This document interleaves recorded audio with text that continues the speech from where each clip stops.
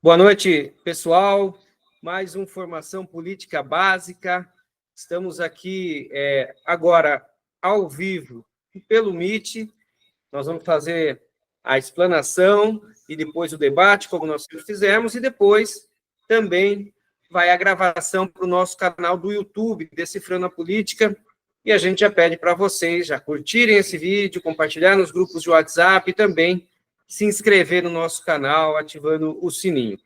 Tema hoje muito importante, muito atual, que é a questão do 8 de janeiro, o Bolsonaro ter se tornado réu e a ditadura militar, os anos de chumbo em nosso país. Nós temos aqui convidado o Marcelo Schweire, o turco.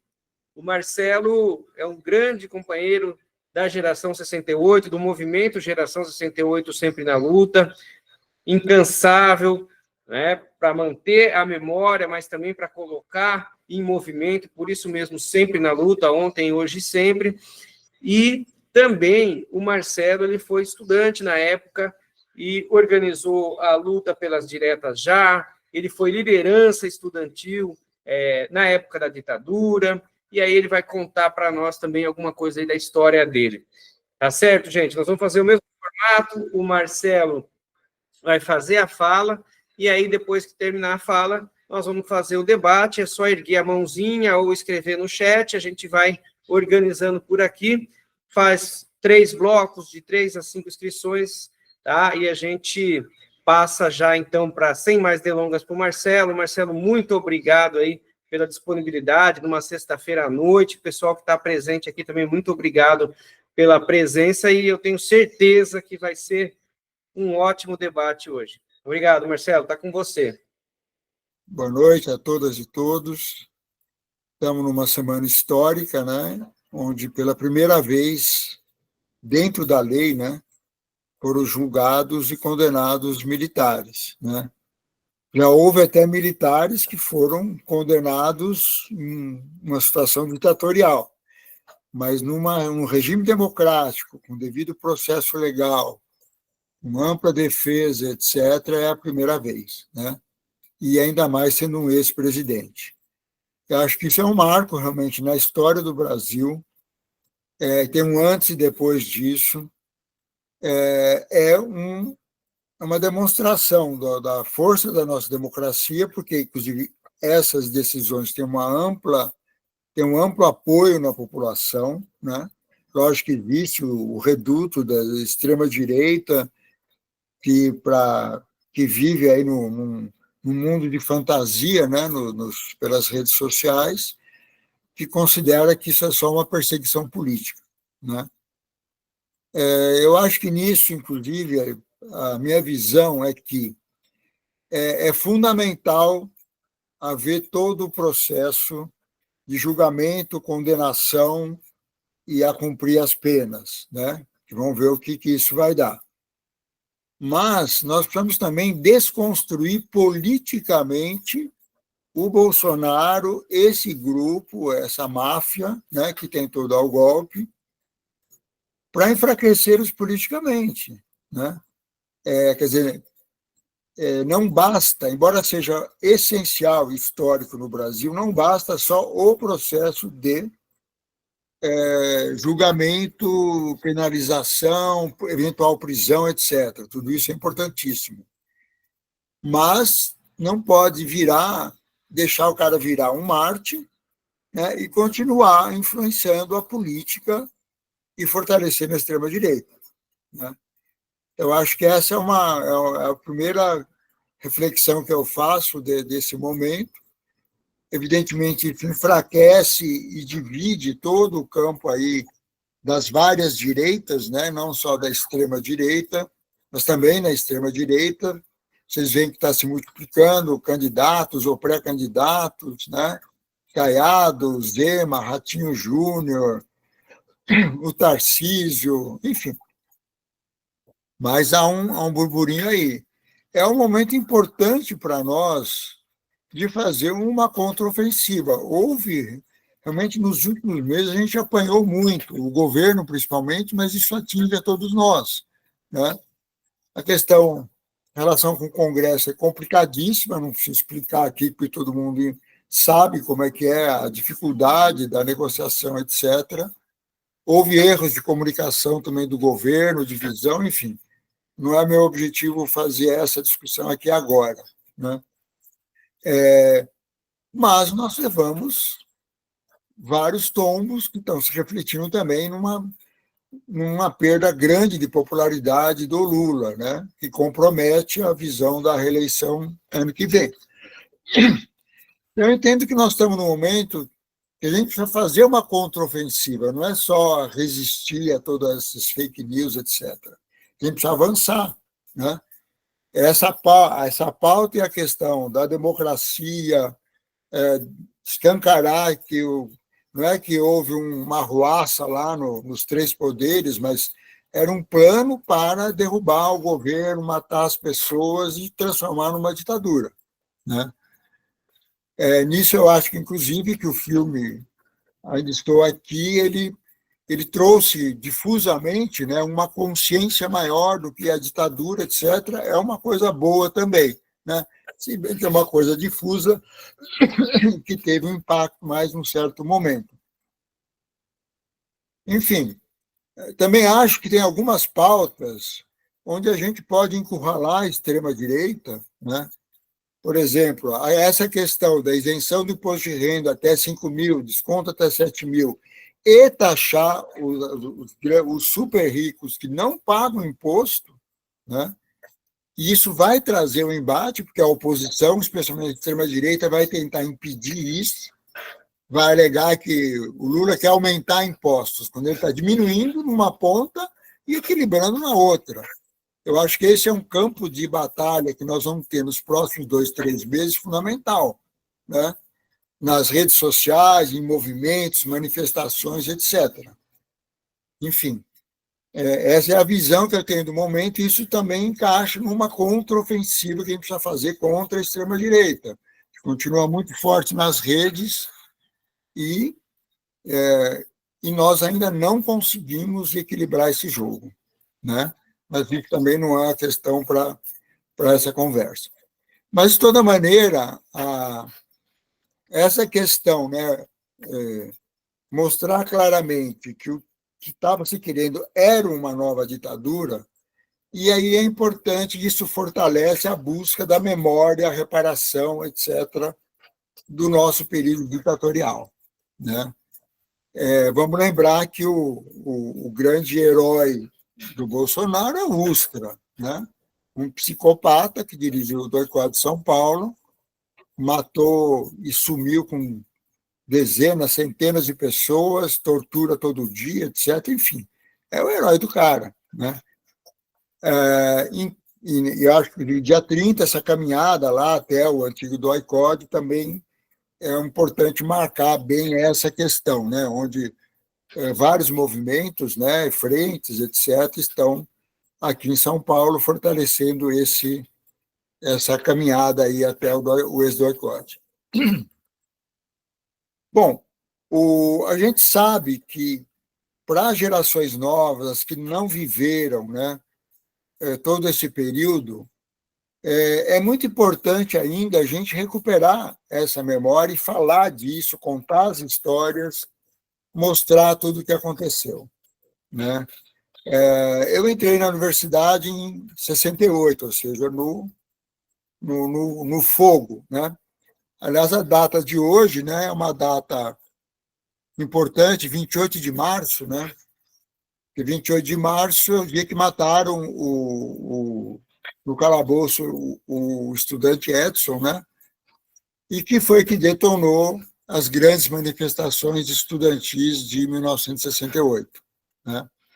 No dia seguinte, no próprio dia seguinte, a gente já estava em assembleia, já estava organizando as primeiras passeatas, né? Foi exatamente no 28 de março de 68.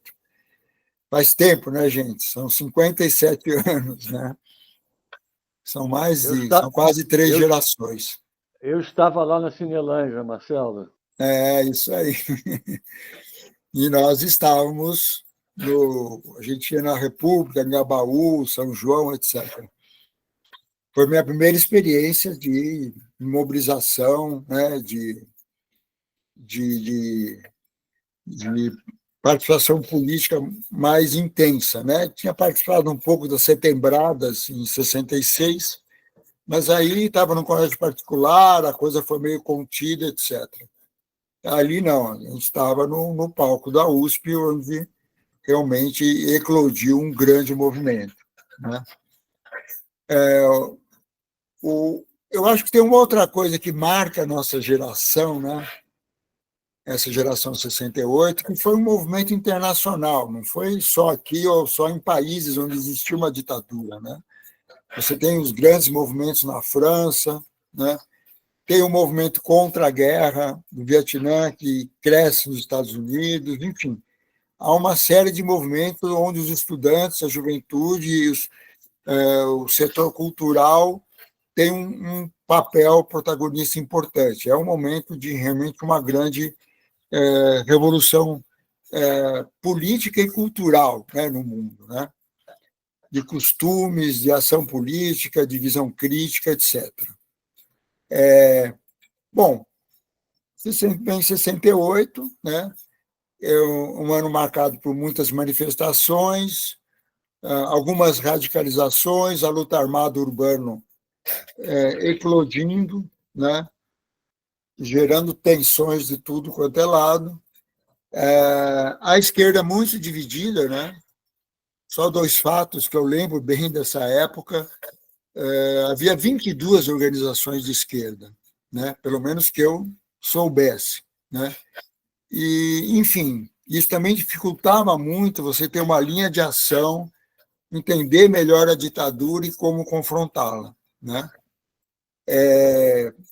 Enfim, tudo isso abriu o caminho, né, para uma radicalização extrema da ditadura, que foi a AI-5. Eu lembro, né, nessa época, a gente estava recepcionando o pessoal que ia fazer vestibular lá na Tiradentes, porque a Poli ainda era lá, na Avenida Tiradentes, em frente ao presídio Tiradentes. E, de repente, chegam dezenas de ônibus com todo mundo preso do CRUSP, né?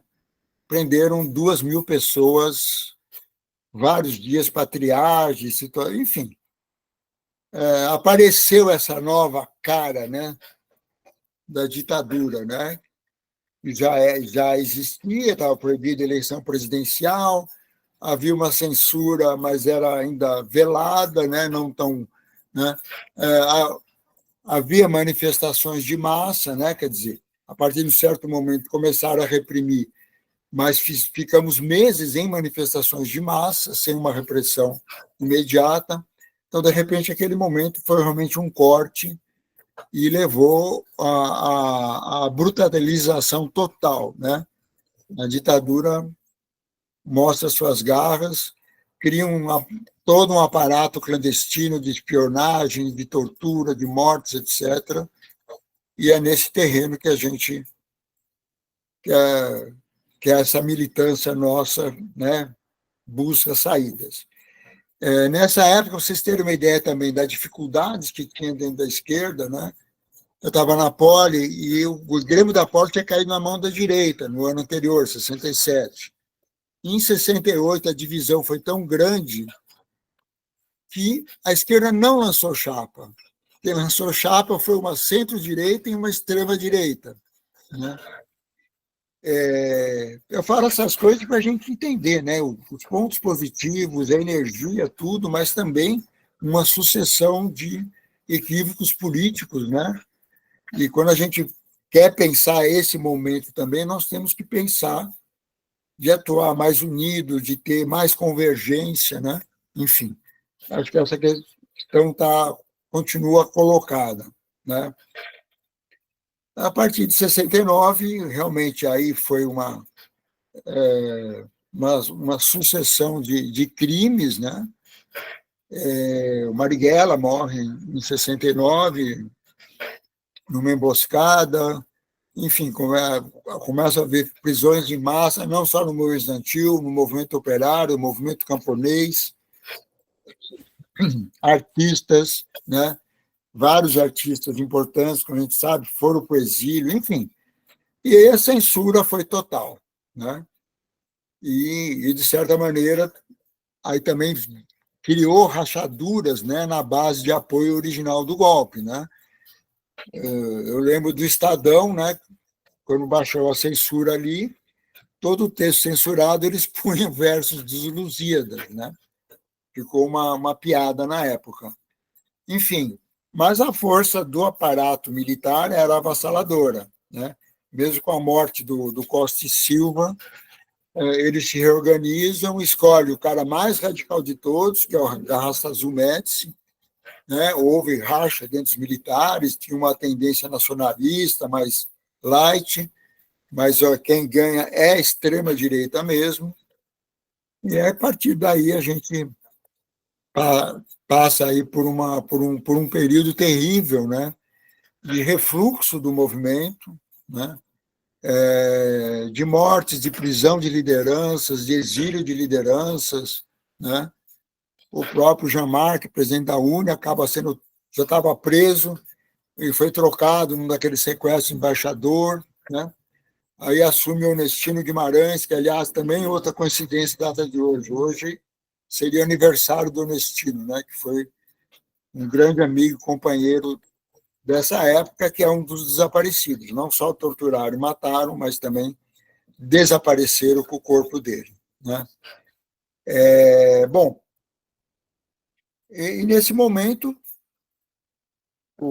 a visão que eu tinha, que muitos de nós tínhamos, era o seguinte: nós temos que fortalecer o trabalho nas entidades, né? Nos aproximar da base específica de cada um, quem estava na universidade, quem estava em fábrica, quem estava no campo, enfim, quem estava no movimento cultural, né? Esse foi um momento importante, né, em que começou a haver uma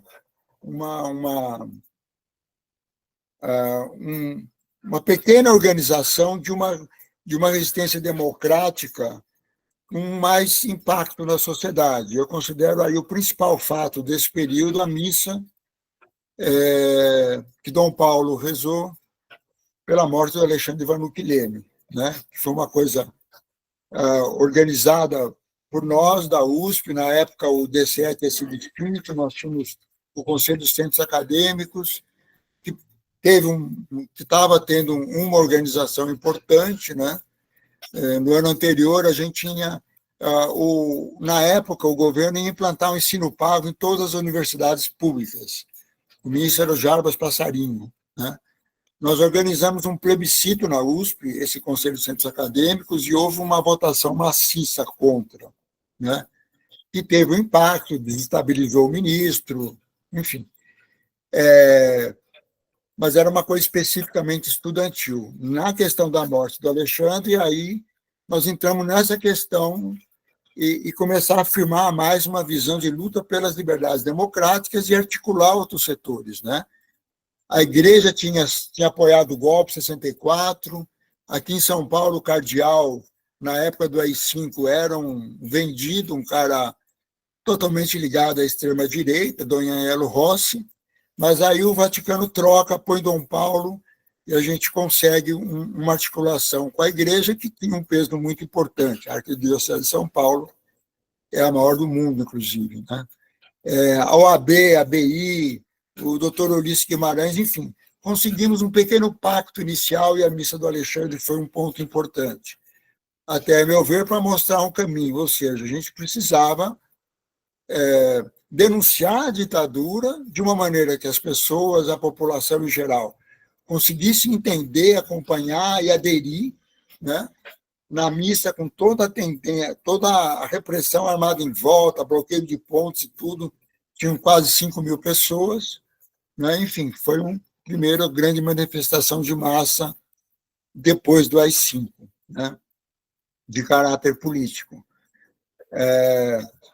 Bom, enfim,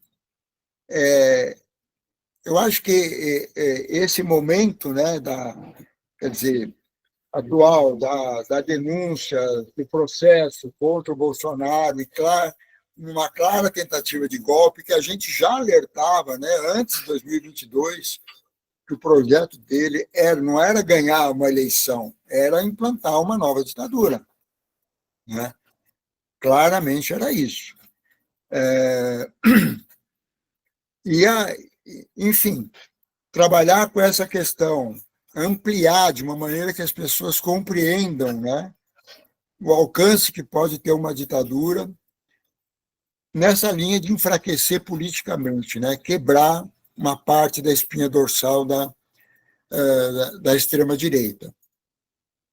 E para isso, o que eu vejo também, ligando aquele momento, a gente precisa ter uma ação mais convergente, né, de várias forças do campo de esquerda, progressista, etc., que nós levamos uma lambada, está em risco a eleição de 2026, sem dúvida, né? Mas nós precisamos pensar em pautas e convergências para fortalecer novamente e levar a uma vitória, não só no Executivo, mas também no Congresso, né? Porque a gente vê o que é ganhar o Executivo, um Congresso tão conservador, né? Enfim, essa é a minha visão de momento, a minha visão bem en passant do que a gente viveu aí no passado, nessa época da ditadura, mas acho que é importante, né, Rodrigo, as pessoas falaram o que está mais interessado, quais são as questões que a gente pode estar batendo um papo. Muito bom, Marcelo. Legal, muito bom mesmo. Pessoal, para vocês se inscreverem, é só erguer a mãozinha ou escrever no chat. O Cláudio Timóteo já está escrito. Eu queria dizer aqui que realmente, né, essa preocupação do Marcelo que ele coloca é muito importante, né? Olha, que nós, nesse momento, precisamos aprender com os erros, né? Dá para dizer que foram erros lá do passado para tentar melhorar. Um deles é a questão da convergência. Eu sempre digo, é muito importante a gente manter viva a memória. Por quê? Porque nós começamos a perceber que, em determinado momento, o discurso é uma ditadura branda, não foi isso, não existiu ditadura nesse país, ele estava começando a pegar, inclusive, na juventude, né?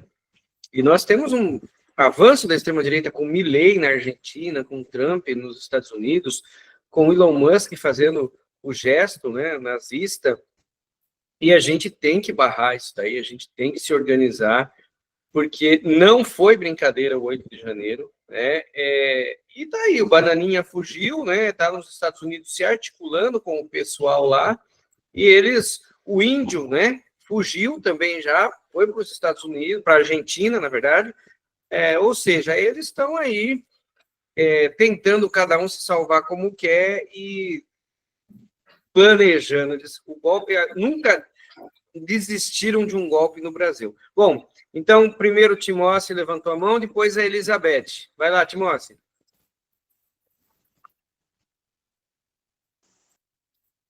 Boa noite a todos. Bom, eu comecei minha militância em 79, em março de 79, 1/3 de 79, e de lá para cá foram vários enfrentamentos, né? Ataques contra o direito da classe trabalhadora. Toda vez que tinha enfrentamento, nós fomos recebidos com bombas, né? Gás de pimenta, bala de borracha, bomba de efeito moral, em todos os enfrentamentos. Não teve, na luta pela redemocratização, pelo fim da ditadura, era cavalaria, era bomba. Em 79, o pessoal fazendo manifestação pedindo o fim da ditadura, né? E o último ato que eu tive a oportunidade de participar junto com o Rodrigo foi contra a reforma da Previdência, onde tinha mais de 100 mil trabalhadores em Brasília, receberam a gente com muita bomba, inclusive eu levei um saco de bomba para casa, para mostrar como é que eles tratam tão bem a classe trabalhadora quando resolve brigar, para não perder os seus direitos, né? E a realidade é essa. Se fosse a esquerda que tivesse feito uma manifestação, né, pedindo para derrubar, suponhamos que o Bolsonaro tivesse ganho e a gente tivesse com outro governo, não é o caso do Lula, que ele não ia fazer, mas brigando por reforma agrária, dizendo que foi uma eleição fraudulenta, que a gente queria reforma agrária, o não pagamento da dívida interna, né? Juros iguais aos que existem na Europa, que é 0,46 por ano, dos empréstimos pegos pelo governo. Eles teriam recebido a gente com muita bomba, muita pancadaria, estava todo mundo preso, né? Esse golpe, essa tentativa de implementar uma ditadura militar, se eles tivessem conseguido implementar, eu acredito que nós que estamos aqui hoje conversando, discutindo, a maioria já estariam mortos. Eles teriam executado uma boa parte já da classe trabalhadora, daqueles que se propõem a lutar por uma sociedade melhor, uma sociedade socialista. Então nós não podemos baixar a guarda. Nós temos que ter coragem de enfrentar e dizer que não tem anistia, que tem que ser preso mesmo, que tem que cumprir a penalidade, tem que ser todos punidos, porque o que eles fizeram era um golpe. Só não conseguiram ter apoio por parte de alguns setores do Exército, né, e de outros militares. Porque se tivesse tido, teriam implementado uma nova ditadura. Isso estava claro, e muitas pessoas já teriam morrido. Não só os nomes citados por eles, mas muitos outros, a maioria dos militantes. Então a gente não pode ficar neutro nesse processo. Nós temos que gritar em alto bom som que não aceitamos anistia, né? A ditadura ela não acabou após 88, ela continua existindo de forma velada, né? Eu participei de alguns episódios que eu pude constatar isso de fato, né? E essa é a realidade, né? O governo Lula, infelizmente, é um governo social-democrata, né? Neoliberal, porque não tem coragem de peitar a questão dos juros da dívida, não tem coragem de fazer uma eu esperava, quando o governo ganhou, que poderia ter tido uma contra-reforma da Previdência, né? Uma contra-reforma trabalhista. Nada foi feito. É um governo que falou, perdeu, classe, perdeu, pulou, né? E a realidade é que, infelizmente, essa política neoliberal que o governo Lula vem implementando está entregando de graça para a direita numa futura eleição, né? Porque não tem coragem de enfrentar o capital financeiro. Enfrenta a classe trabalhadora, quando mantém os arroxos e mantém os ataques como vem fazendo com o arcabouço fiscal, né? Mas não tem coragem de enfrentar o sistema financeiro. Não tem coragem de enfrentar aqueles que mandam no país, né? Que é a Associação da Indústria, do Comércio, né? Questão do 6x1, nem nisso ele teve coragem de mexer, coisa mínima, que era retornar ter uma proposta de debater, de discutir para voltar. Em 1980 era praticamente 5x2, porque o comércio só trabalhava até o meio-dia. Hoje o pessoal está trabalhando de segunda a domingo, é uma escravidão moderna. Não dá para aceitar. Infelizmente, a política que o PT vem implementando é uma política neoliberal que está levando a classe trabalhadora a perder, já perdeu tudo que tinha, agora está perdendo o resto, né? Porque até o sonho estamos roubando. E para isso vai ter que ter enfrentamento. Não dá mais para aceitar falar, olha, entre a extrema-direita e o neoliberal, o que nós vamos escolher? Então não dá, nós temos que ter uma outra opção para poder fazer um debate mais acentuado de sociedade. Do jeito que está, não dá. E se continuar do jeito que está, mesmo Lula saindo candidato à reeleição, nós vamos acabar entregando a direita. Então fica essa minha pergunta. Como fazer para enfrentar essa política neoliberal do governo Lula, que atende o interesse dos banqueiros e não atende o interesse da classe trabalhadora? Obrigado, Timóteo. Vou passar agora para a Elizabeth e depois o Demerson. Oi, eu comecei a minha militância no final dos anos 70 e início dos anos 90, mas desde muito pequena eu acompanho, porque tive familiares que sofreram pela ditadura e com a ditadura foram presos, e meu pai sempre foi uma pessoa que sempre me deixou muito claro o que estava acontecendo no país, à medida do possível que ele podia, porque eu era uma criança. Em 68, eu tinha 9 anos de idade, mas eu lembro perfeitamente do dia que lançaram o AI-5. Bom, eu acho que tudo que aconteceu lá no passado não foi muito bem. Não foi, até tiveram muitos erros, e esses erros não foram aprendidos, como infelizmente não foram erros recentes, não foram aprendidos. A gente acabou de ter um golpe, porque houve um golpe, que a gente reagiu, né? Um golpe que a turma do Bolsonaro deu, sem falar no golpe da Dilma lá atrás e muitas coisas, né? Eu sou muito crítica do governo Lula, mas eu discordo do nosso companheiro Cláudio. O Lula não tem uma política neoliberal. Ele pode ter algumas linhas, mas ele não tem uma política neoliberal. Eu acho que o Lula errou lá atrás, eu fui muito criticada quando eu falava isso, e parte do PT, ao qual eu participo, também foi. Eu acho que a gente não devia ter feito essa política ampla, né, essa ampla aliança, porque eu sempre defendi uma aliança mais à esquerda, tá? Alianças mais pontuais. Mas diziam que tudo bem, a gente não tinha, que não ia conseguir. Bom, enfim, foi feita essa amplíssima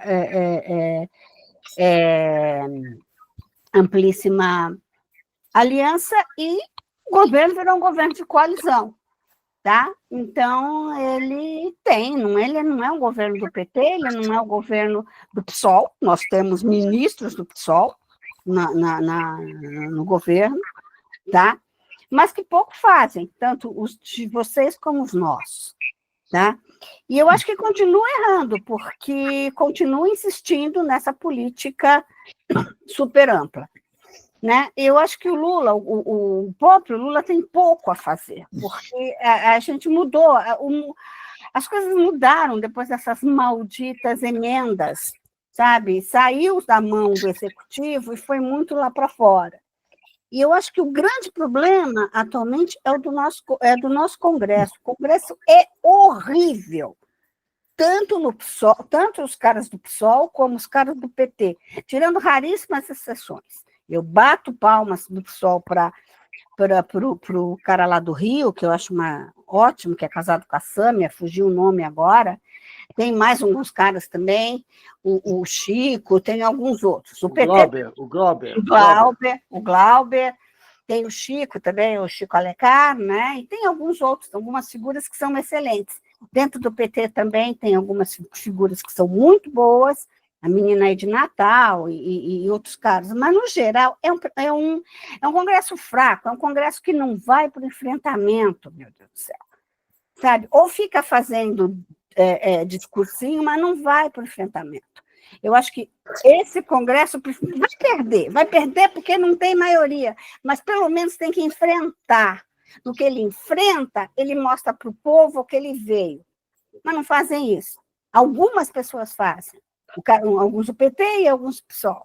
Então, eu acho que a gente tem que sair desse marasmo. Eu acho que tanto o Senado como a Câmara Federal tem que ir para o enfrentamento.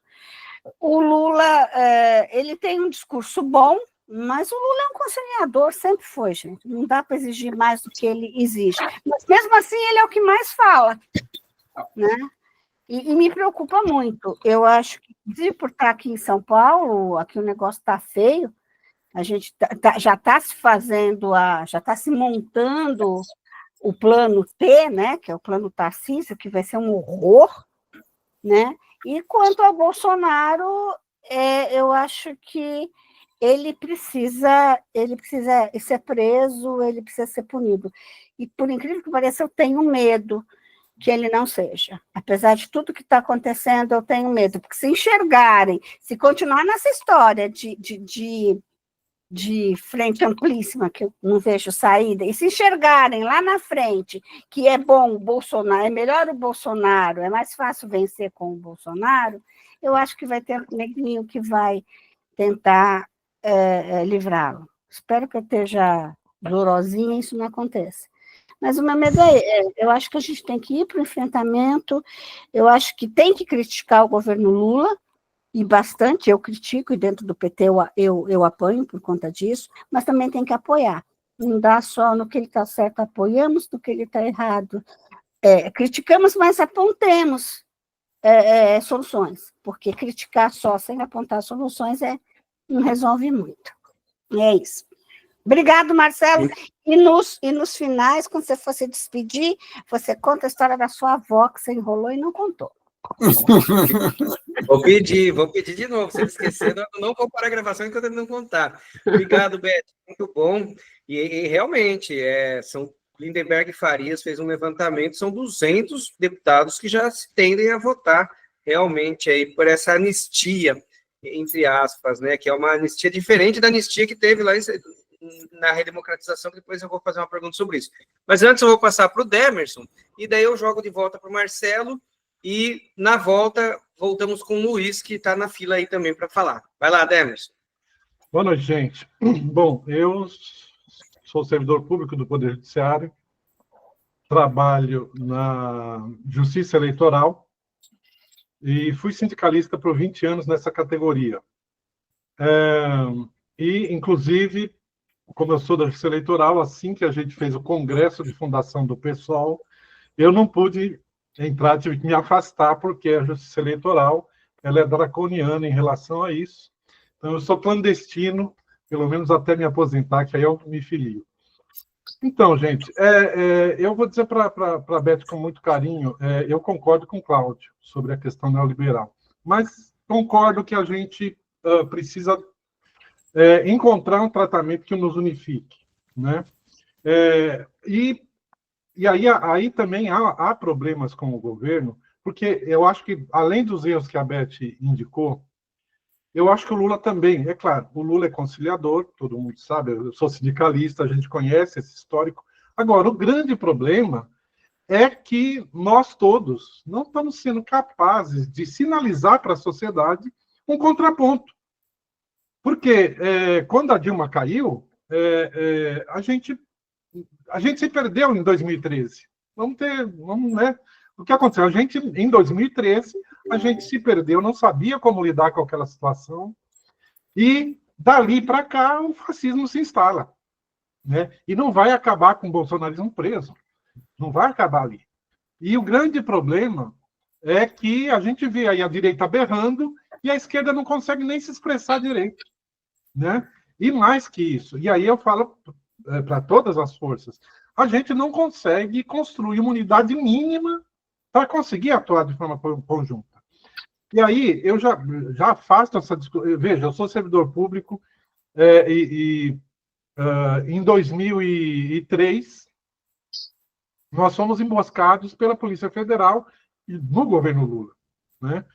A gente estava numa manifestação no Ministério da Previdência, pedindo audiência para o... Nossa, esqueci o nome do banqueiro lá, do bancário, do ministro da Previdência, e a Polícia Federal cercou a praça. E, inclusive, estava a Luiz Helena ali, e começou a jogar bomba de gás. A gente se manifestando na frente, e o pessoal que estava saindo do Ministério não conseguia fazer nada, porque também tinha bomba de gás. Agora, a grande questão, a esquerda continua com o problema de não ter um projeto para o país para a gente disputar. Embora vários de nós, né, socialistas, né, a gente tem uma formulação, mas é preciso consolidar um plano comum. Né? E eu acho que a gente tem uma perspectiva de que, veja, uma coisa, não sei se incomoda vocês, eu trabalho no Poder Judiciário, eu fico estarrecido que o principal embate na sociedade hoje, dado ao fascismo, ao bolsonarismo, vem do Poder Judiciário. Gente, eles não são nossos amigos, eles não estão ali para nos proteger. Né? Agora, é claro que Ricardo Berzoini, obrigado, Rodrigo, isso mesmo. O Berzoini, ele tirou da gaveta o plano de reforma do Fernando Henrique. Vocês lembram? No dia 7, eu estava lá em Brasília, no dia 7 de janeiro. Berzoini saca um projeto de reforma da Previdência pronto e acabado. De onde veio? Veio do governo Fernando Henrique. E a fundação do PSOL surge a partir disso. Né? Os parlamentares que recusaram a votar na reforma da Previdência foram expulsos. Agora, voltando lá à questão do judiciário, a gente não pode encarar isso com naturalidade, que seja o Poder Judiciário, que é o poder mais conservador da República, que esteja conseguindo produzir esses eventos. É claro que a gente luta, nós aqui todos, com certeza, né? Mas é preciso ir além disso. A gente precisa conseguir confrontar a força do bolsonarismo também nas ruas, né? No parlamento, mas para isso eu acho que nós vamos precisar de um plano de ação comum. Eu já falei demais, vou interromper aqui para poder dar oportunidade para todo mundo.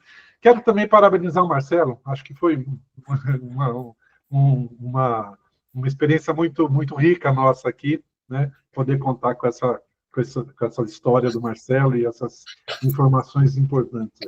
Obrigado. Obrigado, Demerson. Eu vou passar agora para o Marcelo, depois a gente volta à próxima rodada, começando pelo Luiz. Vai lá, Marcelo. Bom, uma coisa que eu não falei muito é a situação internacional, né? Existe a eleição do Trump não é uma coisa qualquer, né? É uma coisa que pode mudar o século, né? Porque em todas as frentes não é que ele é conservador, ele é regressivo, né? A impressão que dá é que ele quer voltar à monarquia e virar um rei, né? Subjugar legislativo, imprensa, movimento, judiciário, tudo, né? Isso é um impacto tremendo no mundo, né? Lembra um pouco a ascensão do fascismo há exatamente 100 anos atrás, né? Quando ele estava germinando, já tinha se instalado na Itália e estava germinando na Alemanha. Enfim, a gente precisa considerar isso no jogo total de forças, né? da luta política, porque isso vai vir para cima de nós. Agora, dia 2 de abril, a promessa é a seguinte: taxar todos os produtos brasileiros em 25%. Isso abala a economia brasileira, não tem nem dúvida, né? Enfim, eu acho que a gente precisa considerar e entender, quer dizer, porque aí vai mexer em tudo, na questão social, na questão política, na questão econômica, na questão ambiental, né? Então, liberou geral ali para furar. Furar quer dizer petróleo, né? Enfim, acho que estamos entrando num momento do mundo bem complicado, e a tendência imediata é piorar, né? Essa que é a verdade. A gente não tem o alcance de mexer nas questões mundiais, o Brasil não tem um peso, né? Ele pode liderar alguns setores se ele tiver políticas mais avançadas, como na própria questão ambiental. Eu acho que isso existe muita ideia, muita análise, muito comentário, mas não tem propostas de realmente dar um salto de qualidade na questão ambiental no seu total, não só de preservar, mas de criar novos setores de economia baseados na busca e na produção de energias limpas, né? Isso é uma questão também que eu considero mal resolvida no Brasil. Mas, enfim, esse contexto ele vai trazer uma série de questões de alinhamentos, realinhamentos, etc. Nós precisamos estar muito atentos. Eu não tenho uma análise precisa de tudo do que é para colocar. Na minha primeira fala eu disse, eu acho que nós temos que levantar pautas que realmente fortaleçam um campo mais amplo, né, progressista, e enfraqueçam a extrema-direita, né? Eu acho que isso nós precisamos buscar e, evidentemente, o processo todo do Bolsonaro, que ainda vai render muito, é um dos pontos chaves. Eu tenho que contar a história da minha avó agora, Rodrigo? Ou deixa para o fim? Deixa para o final para o pessoal não ir embora daí. Eu adoro. Essa é uma história. O Marcelo é uma pessoa assim, que eu tenho um respeito muito grande. Para mim, foi muito importante na minha vida poder conviver com o Marcelo, com o Tuta, com o Ricardo, com o pessoal do Movimento Geração 68. é muito, o pessoal que está aqui, eu citei, mas são inúmeras pessoas e que mantém vivo ainda a memória daquilo que aconteceu. A gente sempre fala para que nunca mais aconteça, mas que continuam lutando até hoje, né? Então, assim, quando eu li essa história, na verdade, primeiro, depois o Marcelo, a gente se encontrou em São Paulo e contou pessoalmente. Essa tem que ficar para o final. Vou passar agora para o Luiz da Silva e depois o Ricardo, logo em seguida, já está inscrito também. Vai lá, Luiz.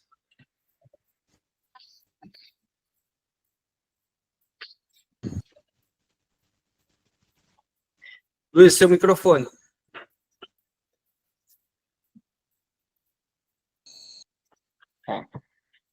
Eu quero me agradecer aqui eu mesmo e, como se diz assim, eu não sei, não tenho nem palavra a dizer de estar numa rodada de conversa dessa com vocês, com os veteranos de vocês. Eu me acho tão pequeno estar ouvindo e querer falar alguma coisa na fala de vocês, porque é um privilégio muito grande para mim. Então, o que a gente está conversando a respeito do Lula, a respeito do PSOL e a respeito do bolsonarismo, tá? Que para mim é sem anistia, tem que ter anistia, porque se não tiver anistia para o Bolsonaro, ele vai fazer algo mais do que está fazendo.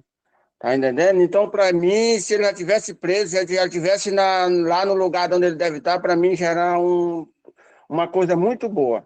Tá? E falando a respeito do Lula, a respeito do PSOL, uma semana atrasada, foi semana passada, eu estive numa reunião em São Luís, lá com nosso grupo lá. Eu estive procurando para um deles, todos que estavam na reunião, o porquê está no PSOL. Tá? E todo mundo me responderam que está no PSOL para fazer uma coisa melhor, para conseguir uma coisa boa, tá? Então, para isso, para mim é uma vantagem muito grande escutar uma conversa dessa, porque nós, hoje, eu já tive em um partido a favor dos trabalhadores rurais e quando eu saí de lá, eu vim para cá, para o PSOL, tá? Porque o PSOL saiu do PT, formou o PSOL, para não deixar que a esquerda se acabasse. Mas eu vejo, às vezes, no meio da gente, há pensamento muito fraco que ainda não se convenceu de estar lutando por um povo que precisa das boas características que a gente luta, da luta da gente, tá? E deixando aqui um pouco, falando aí a respeito do que o meu amigo estava falando primeiro aí a respeito do Lula, tá? Eu não sou chegado lá a conversa, lá concordar com toda a conversa do Lula, não, tá? Mas o Lula, eu vejo que aí o Lula lá no poder onde ele está sem força. O PT não tem nem a metade do PT junto com o Lula, tá? Então, nessa hora aí, fica até ruim dele com o presidente, ele falar algumas coisas, porque é preciso, para poder acolher as coisas, e eu dou graças a Deus, porque não tenha um projeto que ele bote lá na mesa, que foi pouco que não foi aprovado, tá? Mas assim mesmo ele está lutando no meio dos leões, tá? Ele está lá no meio dos leões, mas ele está definindo algo que dá bom para a gente, tá? Eu não sou, como se diz, a favor de todas as coisas dele, não, tá? Mas nessa hora aí eu defendo um pouco o pensamento dele nessa parte aí, tá? Porque lá, se ele tivesse, eu digo assim para nós aqui, como estou conversando, se ele tivesse com a maioria do PT lá, aí era outra coisa, aí a crítica era mais forte. Por que a crítica era mais forte? Porque ele estava com o meio-campo, o meio-campo ele estava formado, com todos os jogadores, mas ele não está, eu penso com pouca visão que eu tenho, ele não está nem com o time, o meio time lá dentro do Congresso, lá onde ele está administrando. E outra coisa que não foi falada aqui, que eu digo aqui para vocês, que tem gente que eu já escutei pela parceria, pela notícia do TikTok, pela notícia do Facebook, tá? Que o Xandão, como chamo ele, tá? Ele quer ter posição, ele quer ter... eu até perdi aqui a palavra, como é que posso pronunciar? Ele quer ser o grande, ele quer ser quase como ditador. Não, o Xandão não é como ditador. E o que eu peço, um dia desse eu escrevi uma mensagem onde eu estava lá, eu escrevi uma mensagem que todos os presidentes, assim como o presidente do deputado, as presidentes dos ministros, a presidente daquilo outro, fosse ao lado do Xandão, eu acho que as coisas se tornavam melhor. Porque nessa hora ele tomava mais força também, porque a nossa democracia ele está carregando nas costas. O Xandão, eu vejo isso na hora que ele fala que tem um debate junto com ele, eu vejo isso. E o povo tá de olho, aqueles malignos tá de olho neles. Tá? Então, meus amigos, eu agradeço demais e peço desculpa pelas minhas falas se foi enrolada, ninguém entendeu, tá? Mas eu quero aprender com vocês. Eu quero estar na luta com vocês. Por que eu quero estar na luta com vocês? Porque se nós baixar a nossa cabeça, nós vamos ver o povo daqui mais uns 2 dias sofrer muito mais do que está sofrendo, tá? Então eu quero pedir para vocês, como se diz assim, se eu falei mal, vocês me perdoem, me desculpem, porque eu tô iniciando, comecei a iniciar com vocês. Rodrigo, parabéns para você ter me adicionado nesse grupo, tá? Que eu quero aprender com vocês, viu? E meu muito obrigado. Muito obrigado, Luiz, pelas palavras aí. Luiz, trabalhador lá Maranhão, companheiro de luta aí, e Desculpa, começou a participar. Rodrigo, só um pontinho aqui, eu quero dizer para você, eu sou presidente do PSOL aqui no município de Garapé do Meio, aqui no Maranhão. Isso, que é camarada do pessoal também, junto. E é isso, Luiz. Luiz já participou da passada, que foi a auditoria cidadã, foi com a Maria Lúcia Fatorelli, né? Nós tivemos aí também a da guerra da Ucrânia e Rússia, com a Berna e o Mário. Luiz, a gente aprende, aqui o debate é isso, é para a gente aprender, cada um vai trazer alguma coisa para a gente vai aprendendo juntos, tá? Isso que é importante. E a gente pode discordar de umas coisas, concordar com outras, mas é isso que até o mesmo Marcelo falou, é como que a gente vai convergir para a gente poder avançar nessa luta contra o fascismo, contra a extrema-direita, mesmo com as diferenças que nós temos e com os acordos que nós temos. Obrigado, Luiz. Vou passar agora para o Ricardo, e depois eu vou fazer uma fala e depois eu passo para o Timóteo, como ele já é reinscrição, eu deixo ele para depois. Vai lá, Ricardo. Gente, boa noite. Luiz, você está no lugar certo aqui, né? Aqui é o lugar, né, que foi criado pelo Conselho, pelo Rodrigo, e com o objetivo de uma formação política que todos nós temos sempre que aprender muito, entendeu? Então, você está no lugar certo e conte sempre conosco aí, né, para o teu desenvolvimento nesse processo todo de formação política. Mas eu queria comentar algumas coisas recentes que eu achei interessante. Primeiro, a nossa ideia nesses últimos meses, talvez anos, é de que a direita estava tendo muito mais capacidade de mobilização política do que a esquerda. E o fato que evidenciava isso foram algumas manifestações, né, com inspiração bolsonarista, que conseguiram levar muitas pessoas para o Rio, e algumas manifestações, né, de articulação de esquerda que não levaram os contingentes que nós esperávamos para o Rio.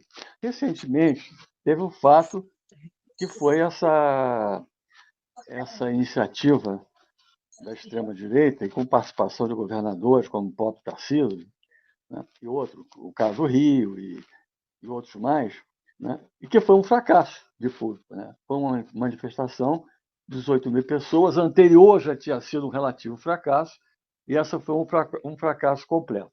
E nesse momento que há, né, digamos assim, um descenso da influência bolsonarista, inclusive por causa de todo o processo que está ocorrendo né, junto ao poder, ao Supremo Tribunal Federal, né, de penalização das lideranças da tentativa de golpe.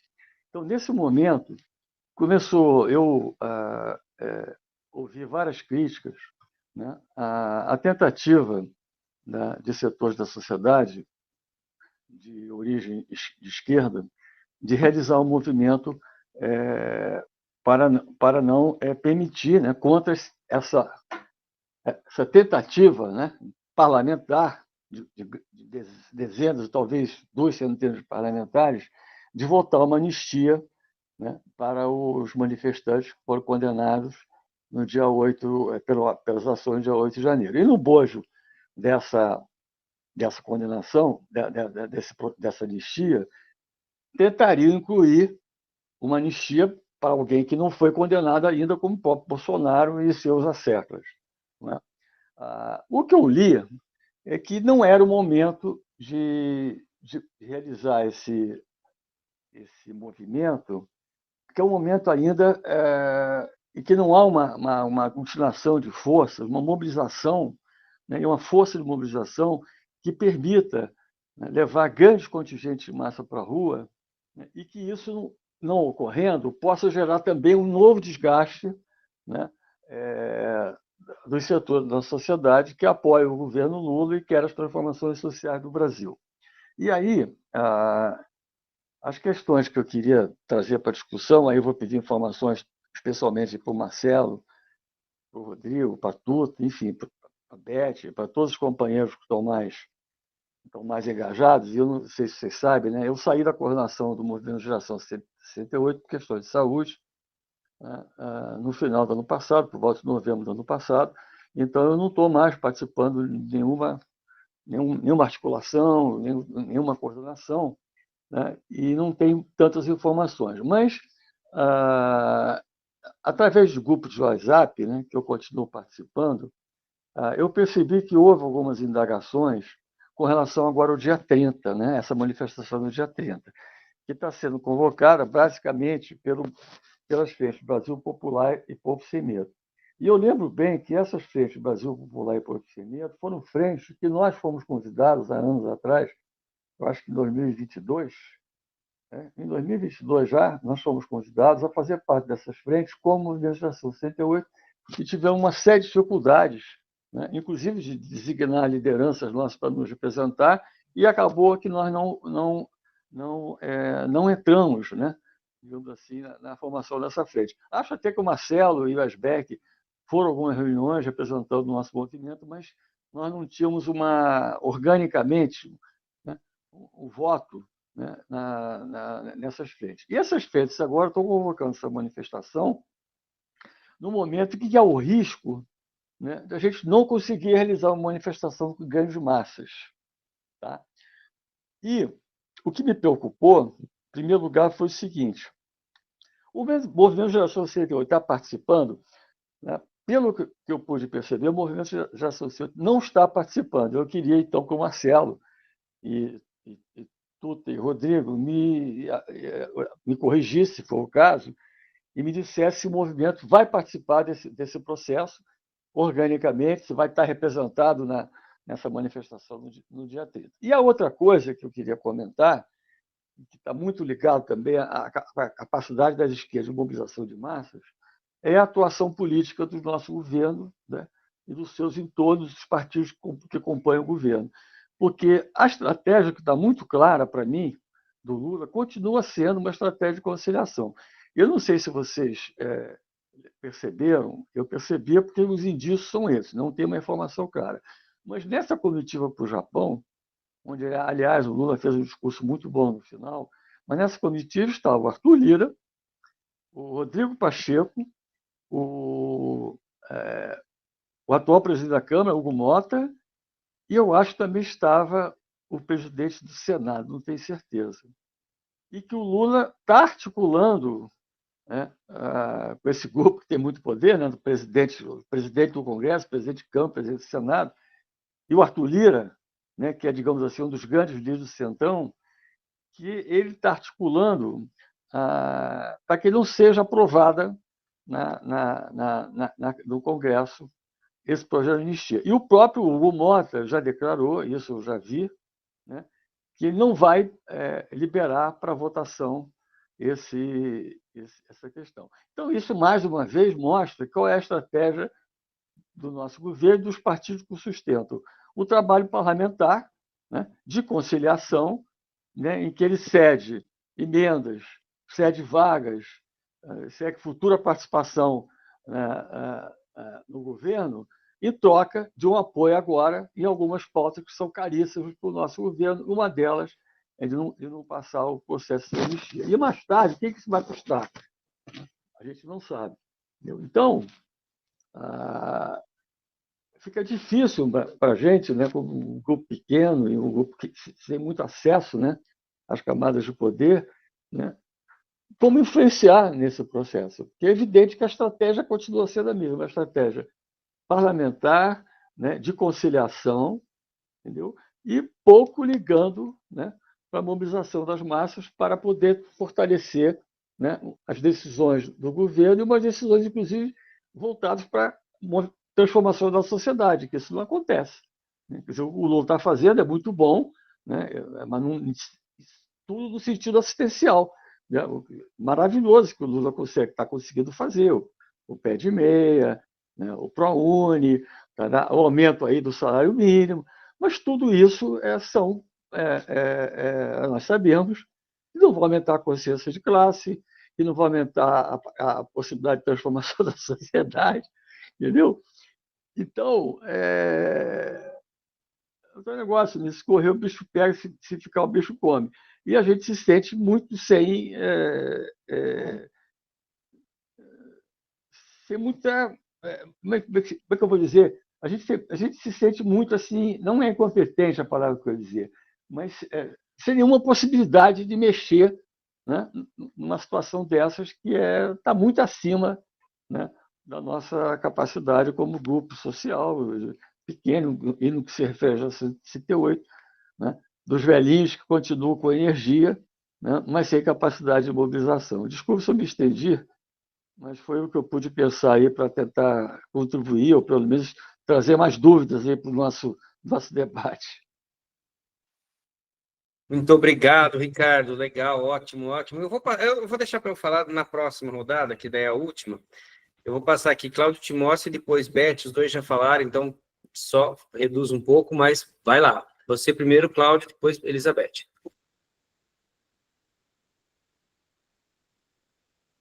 Microfone, Cláudio.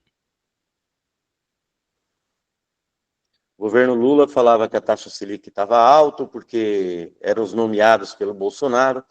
Hoje, praticamente, ele nomeou todos, desde o presidente aos demais diretores, e a taxa Selic continua 15% praticamente ao mês, né? Transferindo milhões para os rentistas, né? O Brasil é o que paga o maior juros por dinheiro, né? Conforme o último curso que o Rodrigo apresentou, que foi da auditoria da dívida, né? O informe que foi nos dado que é 0,46 ao ano, dinheiro que a Europa pega quando pega emprestado. Quer dizer, o Brasil, nós estamos sendo escravizados. Quase todo o produto interno bruto, eles pegam com a mão, os banqueiros. É 47% que eles levam embora. Né? E não tem nenhum enfrentamento, teve apenas discurso, falácia, e a classe trabalhadora continua vendo navios. Eu fui fundador do PT, fundador da CUT, rompi com o PT, militei no PSTU quase 20 anos, hoje estou no PSOL, estou ajudando a construir e fortalecer, e eu acho que a única forma que tem é construir a luta de classe. O sindicalismo hoje está todo ele de freio de mão puxado, né, atrelado ao governo, principalmente a CUT, né? A gente não vê enfrentamento, e se manter nesse ritmo, a classe trabalhadora está com as duas mãos e os pés atados, porque a luta para poder recuperar aquilo que a gente perdeu, esse governo não quer.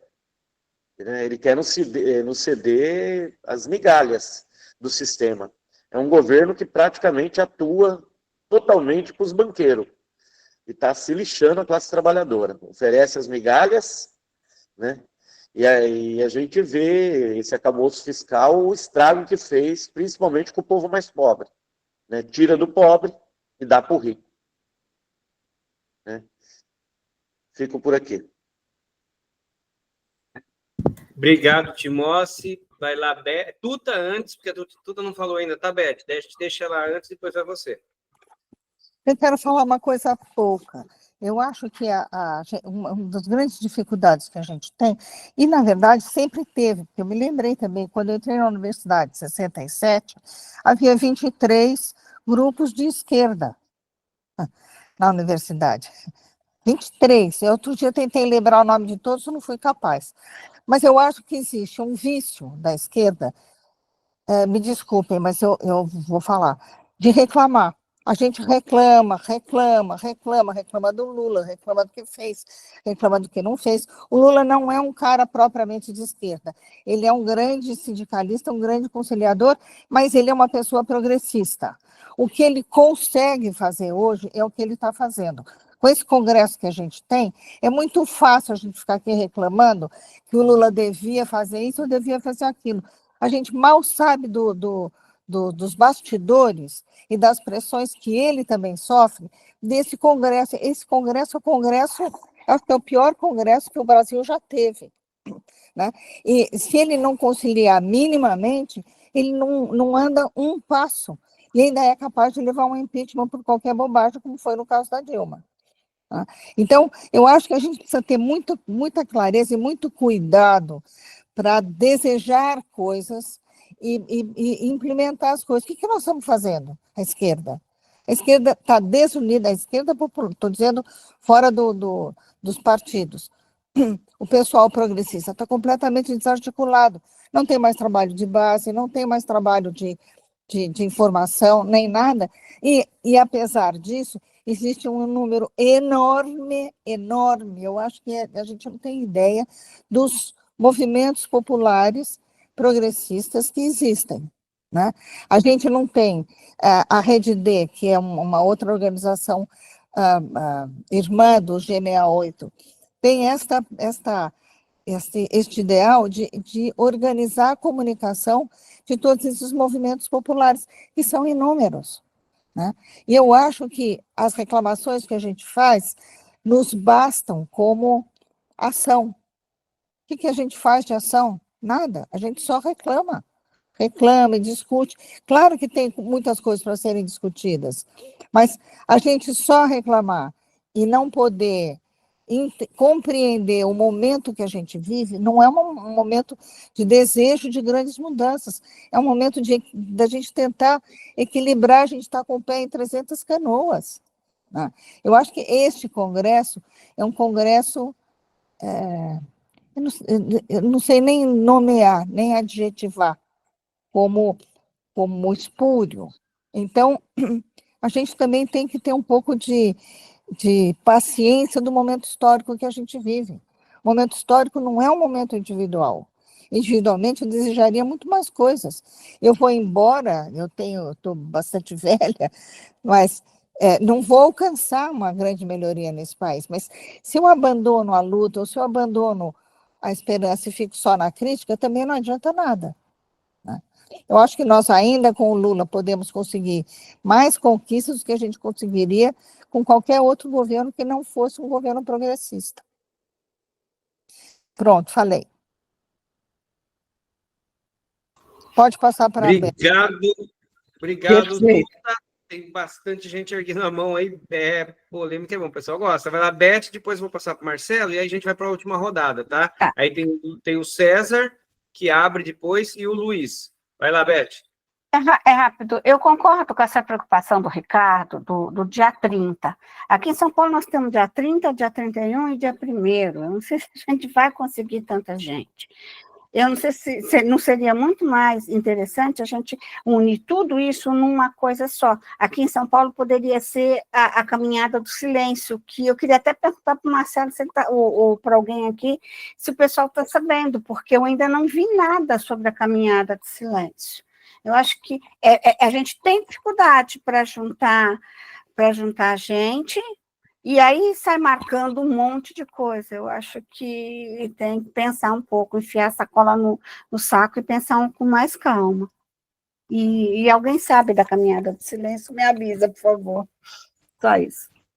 Obrigado, Beth. Marcelo, vou passar para você, daí a gente vai depois para a última rodada, tá? Eu acho que a caminhada, só uma parte, eu acho que a caminhada de silêncio ficou para o dia 6. Você tem Pronto. certeza, Tuta? Tem Não, certeza não- que ficou para o dia 6? Não tenho, mas eu sei que ela não será no dia 31, como normalmente é, em função desse número grande de movimentos que tem. Mas ela acontecerá.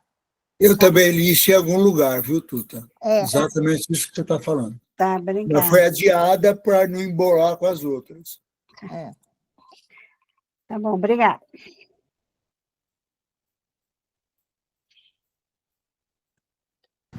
Vai lá, Marcelo. Valeu. Bom, gente, não está fácil nesse momento mobilizar para ações de rua, a gente sabe disso.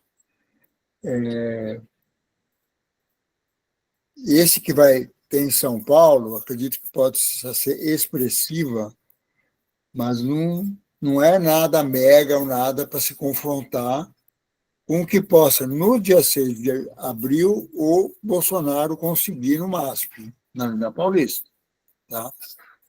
Inclusive, até por isso, né, essa história de que a gente chamou uma manifestação no MASP agora seria uma coisa, dividindo com a outra, seria absurda, né? Porque aí ia comparar com a nossa. Né? Bom, tem muita atrapalhada aí. Veja, gente, é lógico que na semana em que o Bolsonaro, todo mundo, toda a camarilha virou réu, é evidente que existe uma grande alegria, tudo. A questão da anistia, que nós vamos ter que combater por todas as formas, mas que não é fácil também de andar, né? Mas, enfim, sobre isso não há nenhuma dúvida, né? Mas, para nós, é menos mobilizador neste momento, né? Que é um momento de vitória, de tornar réu, etc. e tal, né? É lógico que a direita está na defesa, né? E as maiores manifestações normalmente são contra alguma coisa, né? Contra alguém. A oposição muitas vezes leva vantagem nisso. Eu acredito que se andar no Congresso essa questão da anistia, que não está certo que vai andar, né? Eu também ouvi essa história de que foi fechado, que não vai ser pautado isso, mas a gente sabe que pode ser pautado e tem muito deputado que é a favor. Então, é um risco. Esse negócio crescendo, nós temos condições de fazer manifestações expressivas, quando existe um risco real disso. É a minha opinião. Também já falei na primeira parte que acho que tem dentro da pauta econômica, acho que ninguém de nós tem nenhuma divergência, né? Há muitas diferenças aqui da visão econômica do governo, mas não é objetivo nosso discutir isso agora. Mas essa questão de isentar de imposto de renda a base aí da sociedade e taxar os super ricos que não pagam imposto de renda é uma luta importante. Isso não foi feito até hoje. Né? Isso aí veja, tem algumas coisas, como aquela taxação dos fundos offshore, né? Daqueles clubinhos que os super ricos fazem, familiar, que não pagava imposto, esse pessoal está todo sendo cobrado.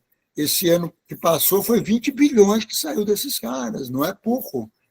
Então, tem algumas vitórias concretas, que eu acho que é o que dá para fazer com esse Congresso, com essa situação, que, no mínimo, a gente tem que significar, gente. Né? Existem problemas econômicos, existem, mas a taxa de desemprego é a menor da história. A taxa de pobreza absoluta é a menor da história. Tem avanços concretos importantes, que não estão sendo capitalizados politicamente. Esse é o problema. Né? E a nossa desunião, né, em questões básicas, como o Rodrigo, eu falo muito isso. Nós não temos que fazer uma média entre nós, não é isso. Nós precisamos pensar onde dá para convergir na prática em função de pautas e propostas e ações conjuntas. É o que dá. É esse momento que a gente reúne forças, entendeu? Eu estou citando apenas algumas. Eu acho que essa questão da anistia, se crescer, vai possibilitar manifestações maiores nossas. Estamos fazendo de tudo no G68, comunicação do G68, para reforçar essa convocação aí em São Paulo e também de todo o Brasil. Nós estamos lançando em toda a agenda de manifestações em todo o Brasil, mas a gente sabe que não é um momento de pensar uma grande manifestação. Até por isso, se pensou, vamos na Praça Oswaldo Cruz, caminhamos do ICOD, uma coisa mais simbólica, né? Vamos chegar lá no coração da repressão aqui em São Paulo, etc. Então, eu acho que é o nosso tamanho nesse momento. Mas nós vamos precisar retomar manifestações mais de massa, mas precisa ter bandeiras que empolguem as pessoas. Precisa ter um trabalho de comunicação convergente. Nós temos centenas, milhares de formas de comunicação nas redes, em rádios comunitárias, etc., mas a gente não consegue se unir em termos de pautas comuns. Enquanto que a direita, que tem uma estrutura vertical, paga, bem estruturada, ela consegue fazer, saindo uma coisa lá do Carluxo, chega em milhões de pessoas imediatamente. Nós não conseguimos fazer isso, né? Essa é outra batalha de comunicação vital. Agora, se não existe um mínimo de pauta comum, de convergência para todos, ou uma grande quantidade de movimentos, de grupos de rede, ativistas sociais, ativistas digitais, etc., convergir em alguns momentos, nós não vamos fazer grandes mobilizações. Essa é a minha opinião. Pronto, falei também. Obrigado, Marcelo. Vou passar agora para o César e depois para o Luiz, e aí a gente vai para o fechamento. Valeu. César, vai com você.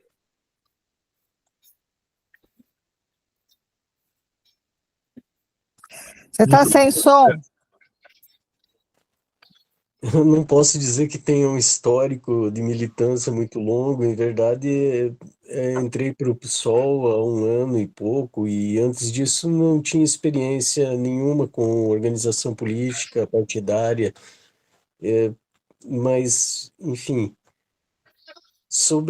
o assunto era bem esse, sobre a dificuldade que a gente tem de reunir grandes massas, né? E eu ficava pensando se essa pauta que pudesse unificar a esquerda não seria, no caso, a do contra a escala 6x1, né? Eu percebi, pelo menos nas manifestações que a gente fez por aqui, que tem um poder mobilizador muito grande, as pessoas se identificam muito, sabe, com essa pauta. É uma coisa que toca diretamente o trabalhador. E as pessoas se revoltam muito com essa escala de trabalho absurda, né?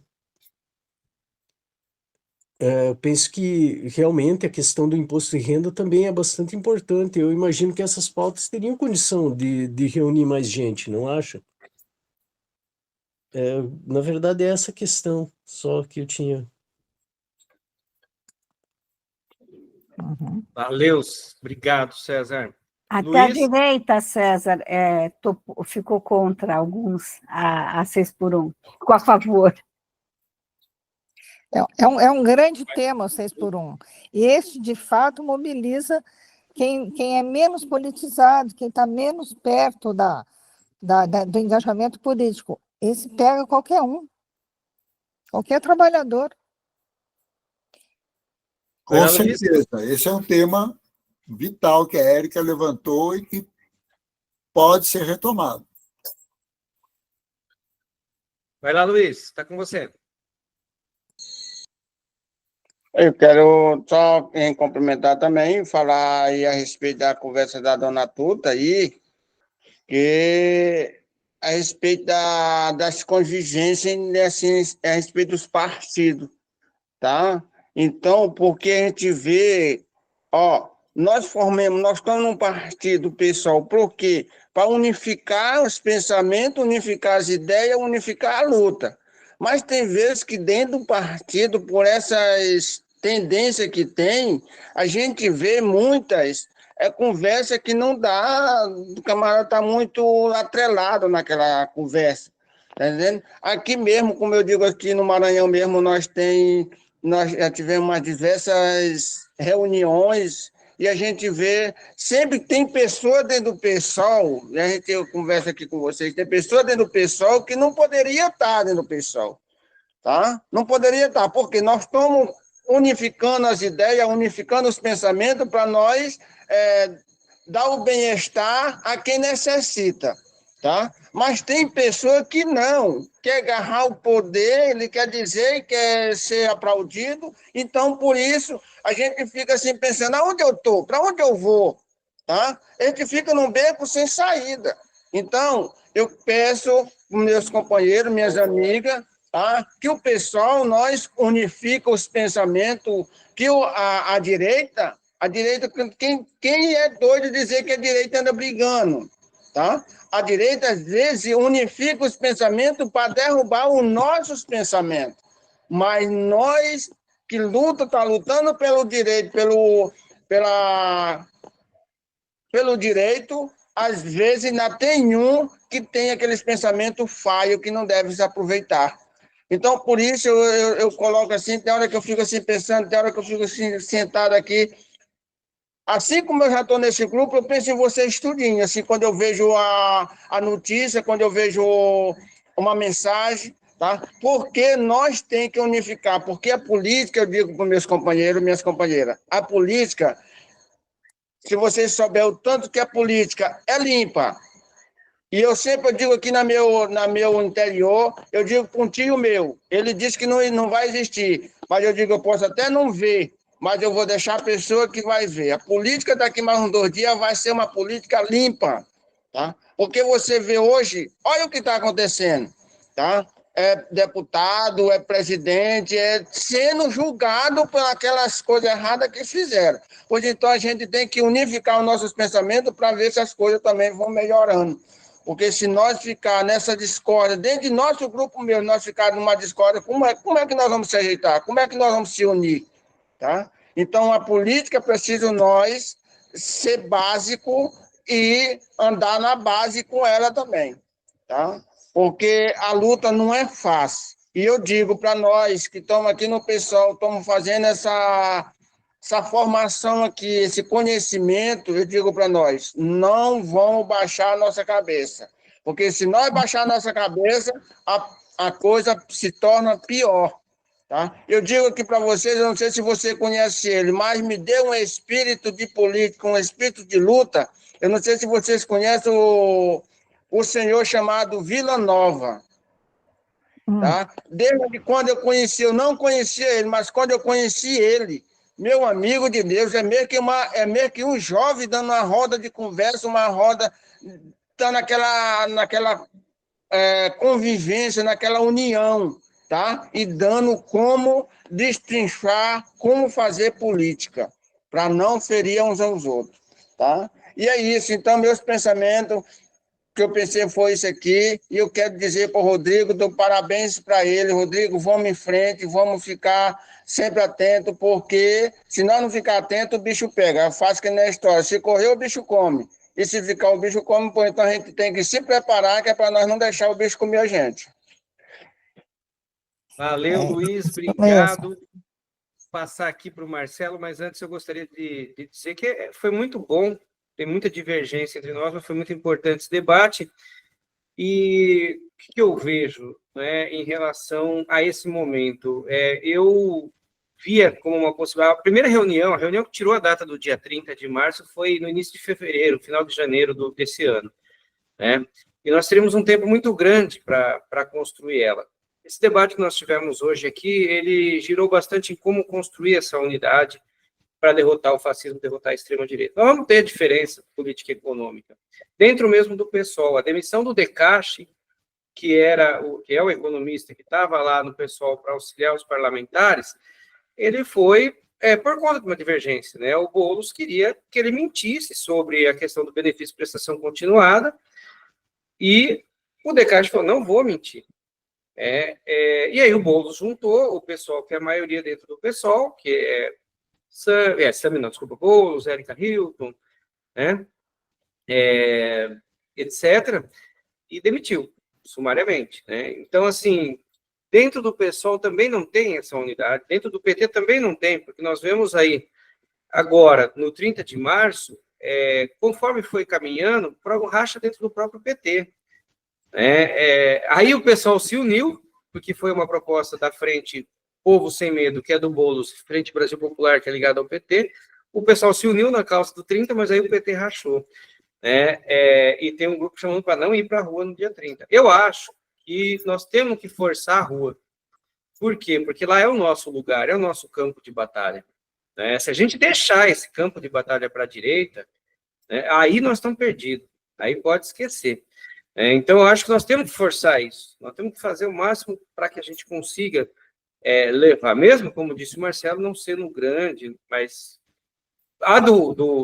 Porque, assim, o 6 de março do Bolsonaro, ele surgiu agora. Ele não existia antes, né? Ele surgiu com um fracasso. E qual foi o fracasso? Foi o Rio de Janeiro, em que o Silas Malafaia teve a coragem de falar: eu avisei o Bolsonaro que carioca não acorda cedo, tinha jogo de futebol aquele dia, e foi uma vergonha. Mas aí eles mudaram o discurso, mas tinha 3 milhões assistindo pelo YouTube, nós somamos todos os canais. Então, assim, não, foi 18 mil pessoas, eles esperavam 1 milhão, depois baixaram para 500 mil e deu 18. Agora, a gente não junta 18 mil pessoas na Paulista. E vejam, mas aí que está. Eu acho que vai ser até mais, mas é muito pouco tudo. Está dividido, né? Eu acho que se o Boulos forçar e levar o MTST, eu acho que nós vamos ser surpreendidos. Eu espero ser surpreendido, que nós vamos ter mais de 18 mil na Paulista. Eu cravo isso aqui. Eu acho que nós vamos ter mais de 18 mil. Mas vamos ver. Vamos ver o que vai acontecer. Agora, eu queria fazer uma pergunta para o Marcelo. Marcelo, na verdade, eu queria que você explicasse, porque muita gente da extrema-direita, inclusive o Bolsonaro, utilizou assim: por que a gente não pode ter anistia se aqueles monstros, e a palavra dele, obviamente, da ditadura militar, que mataram gente, né? E não está falando dos torturadores, foram anistiados. Então, Marcelo, eu queria que você terminasse fazendo essa diferenciação no que foi a anistia lá atrás, e, infelizmente, uma anistia ampla e restrita, que anistiou também os militares, né? Eu queria que você comentasse um pouco, tocasse um pouco nesse ponto, e terminasse contando a história da sua avó e da sua prisão também, das suas 2 prisões. Vai lá, Marcelo. Bom, lógico que é totalmente diferente, né? O que anistiou foram militantes de várias situações, de várias militâncias, alguns na luta armada, muitos sem luta armada, alguns exilados, outros com direitos políticos cassados, etc. E esse foi um lado bom, né? Naquele momento, que foi porque, por exemplo, o PT não existiria um partido de esquerda naquele momento se não fosse anistia.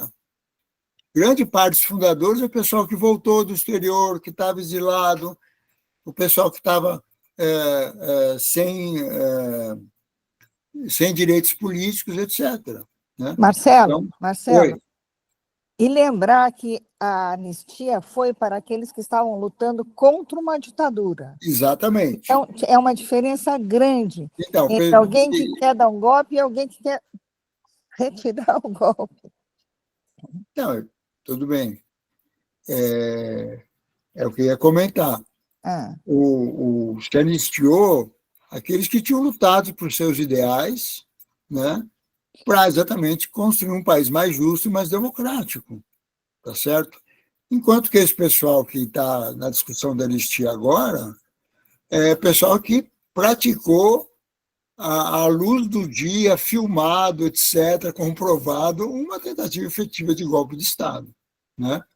É lógico que o golpe de Estado não surgiu dia 8, ele é todo um processo, é isso que exatamente a acusação muito bem feita, né, pelo Procurador-Geral e baseado exatamente toda a apuração da Polícia Federal,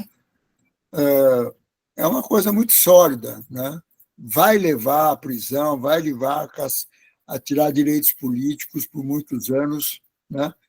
Isso eu não tenho dúvida disso. Não quer dizer que a gente não tenha que alguns momentos que possa estar havendo ações puxando essa anistia espúria, né? Exatamente anistia para golpista, para quem queria matar a democracia, matar pessoas, matar os eleitos, enfim. Não tem nem discussão, não há nenhuma comparação, né? Em 79, realmente não houve, na correlação de força naquele momento, não vamos esquecer que a ditadura estava pleno vigor em 79, né? Então, eles botaram esse jabuti, que foi a anistia para quem tinha torturado, matado, sumido com o corpo, etc., né? Enfim, foi o que aconteceu na época, mas teve uma importância enorme para o nosso lado, né? Agora, nós estamos ajustando, e eu vejo que hoje esse ajuste, né, tanto tem que ser com o passado, né, que é muito bem expresso, né, nessa questão de como Flávio Dino recebeu, e que ele citou, ainda estou aqui, de que o sumiço de um corpo é um crime continuado, não há anistia para isso, porque não existe, é um crime permanente, um crime eterno, né? E isso não. Enfim, eu acho que isso também, esse vai ser uma pauta importante, porque aí, mesmo que muitos deles tenham morrido já, o próprio Ustra, vai pegar muita gente, vai pegar gente que recebe pensão, que vem desses torturadores, etc. E isso vai ser uma coisa importante, e eu vejo que parece que isso está progredindo no STF também. Bom, sobre essa questão de anistia, é isso, né?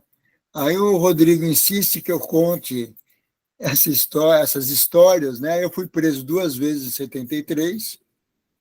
Eu era da AP, mas a primeira prisão foi com uma queda da LN muito grande que houve. Eu estava ajudando, embora divergisse de algumas coisas, de guerrilha urbana, etc. A gente era extremamente solidário entre todos nós, né? Essas atitudes são importantes, solidariedade entre nós, entre o nosso campo.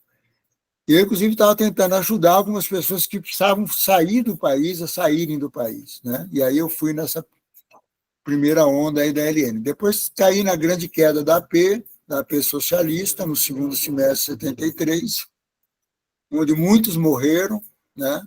Sumidos. Eu queria até citar, talvez tenha sido o maior companheiro que eu tive toda essa época, Onestino Guimarães, era o presidente da UNE naquele momento, clandestina, e nessa queda ele foi preso e é um dos desaparecidos, né? E, por uma incrível coincidência, o aniversário dele é 28 de março, é exatamente o dia de hoje, né? Então, eu queria fazer essa homenagem a Onestino Monteiro Guimarães, um dos maiores militantes da nossa história. Bom, enfim, nessa primeira prisão, o que aconteceu, né? A gente já estava lá apanhando, etc.